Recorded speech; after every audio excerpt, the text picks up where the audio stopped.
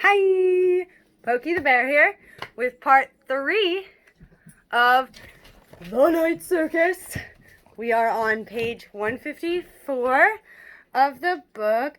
I was actually just about to talk about how Poppet and Widget... Oh, this is Chewbacca. He would like to say hello. He is, he is my big bunny. He's a handful. But if I'm ever super distracted, it's probably because of him. Because Princess Bailey is a lot easier to deal with. But he requires a lot, which is fun. But anyway, part 3, The Night Circus. And Poppet and Widget are showing signs of magic. Now, Celia has taken them under her wing. And she is showing them, like, real magic. She's showing them how to control their gifts, kind of. Poppet is saying that she can see the future. Widget says that he can see the past on people. These are two really incredible things if you actually do believe in the idea of magic as a thing. Because, well, my soul sister and I clarify anyone that has possible magical gifts clairvoyant. Because there's so many different names for this group of people. So Poppet and Widget are essentially clairvoyants of some sort. I realize that's not the proper terminology, but for all intents and purposes, Poppet and Widget are clairvoyants, and you're learning about this in 1890, and she's the only one that knows. Celia is the only one that knows. So cue in 1889 now. The Clockmaker. Thiessen. Frederick Thiessen. He's from Germany, so I'm very sorry if I butchered the name, but he has discovered the circus. He just knew where his clock went. He didn't, he just made the clock. He just knew it was going to something. He figured it'd be in London. No, he finds out that his clock, that he made this big, huge clock that's magical and all this, is in the circus, and he is in love with the circus. He goes once, and he creates a whole group of people called the Rêveurs, which obviously, if you're paying attention from the very first video about this book, that means dream. So, the Dreamers. He creates this whole group of people called the Dreamers. And they wear red scarves to identify themselves, and they write letters back and forth to each other to tell each other about the circus. They're in love with the circus. They have no idea that it is just a challenge and that one day it'll be absolved. That it won't exist anymore. When one of those parties is gone, the circus will be gone, and nobody outside knows that. So the Rêveurs are just here supporting the circus. They're following the circus around. They make a life to follow the circus around and write about it. And the Clockmaker is the starter of this. Now Celia discovers this, and she becomes very close with him. They write letters back and forth, long, lengthy letters about the circus, about the clock, about everything in the circus except for what the circus actually is. That she keeps to herself.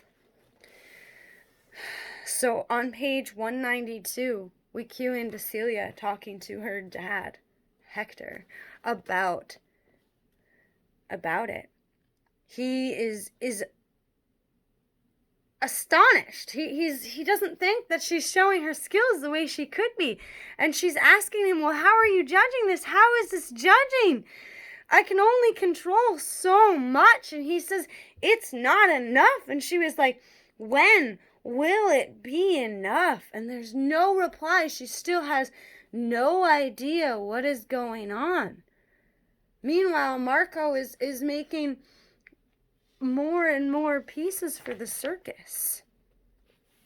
We then go to 1894, and we meet with, again, Tara, who has begun asking questions about the circus. She has gone to Barris, the engineer, who's working with now both of the magicians to help them have rooms. He won't vocalize to either one of them, either Marco or Celia, that anything. He's not collaborating with them both. He's collaborating with one and he's collaborating with the other. They know that he is collaborating with both, but he will not out what the other one says, which is very respectable of him. But Tara begins asking questions. She goes to Barris, who doesn't really know what to tell her. She's asking, like, why aren't we aging? Why hasn't anybody been hurt? But we're going to go to page 198 and Barris's response to Tara asking these questions. I've seen a great many things that I might once have considered impossible or unbelievable. I find I no longer have clearly defined parameters for such meters.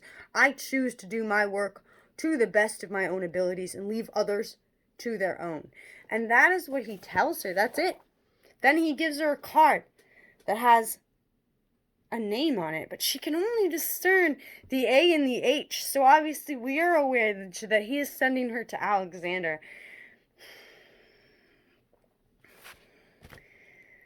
Which in itself is kind of a scary thought. Like, to send them straight to the magician himself, to ask the questions. Then we go back to 1894, and you're going to love this part. So, while Celia is in Prague, she goes to meet with Isabel at a cafe, who is apparently waiting for somebody. They end up talking for a long period of time. It's raining outside. They have umbrellas. Well, when Celia leaves the cafe, she grabs the wrong umbrella. It looks the same, but it keeps her dry. The entire thing. As long as she's holding it, she stays dry no matter what. Now, if you understand how rain works, you're aware that even with an umbrella above you, you don't stay completely dry. Splatters are happening. So obviously she has picked up an enchanted umbrella. Turn the corner, and oh no, there's Marco on page 210. Marco is asking for his umbrella back, and this is the moment when she realizes, you are my opponent. You are my opponent. And he asks her to go for coffee or a drink, and she declines and leaves him in the rain with his umbrella. We then go to page 211, which is another room description. Reflections and distortions. The sign says Hall of Mirrors, but when you enter, you find it is more than a simple hall. You are met not with floor-length, unadorned planes of mirrored glass, as you half expected, but hundreds of mirrors of varying shapes and sizes, each in a different frame. As you move past one mirror, reflecting your boots, the mirror next to it shows only empty space, and the mirror on the other side, your scarf is not present in one mirror, and then it returns in the next. Reflected behind you, there is a man in a bowler hat, though he appears in some mirrors and not in others. When you turn, you cannot locate him in the room. Though there are more patrons walking through with you than you had seen within the glass. The hall leads to a round room, the light within it bright as you enter. It radiates from a tall lamppost that sits in the center, towering black iron with a frosted glass lamp that looks as though it would be more at home on a city street corner than in a circus tent. The walls here are completely mirrored, each long mirror placed to align with striped ceiling visible above and the floor that is painted to match. As you walk further into the room, it becomes a field of endless street lamps, the stripes repeating in fractal patterns over and over. I have to go take care of the dog.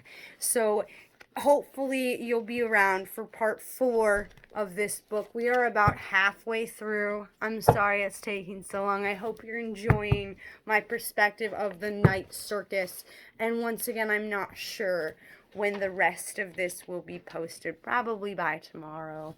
But have a beautiful day until we meet again. Peace out. This is Pokey the Bear.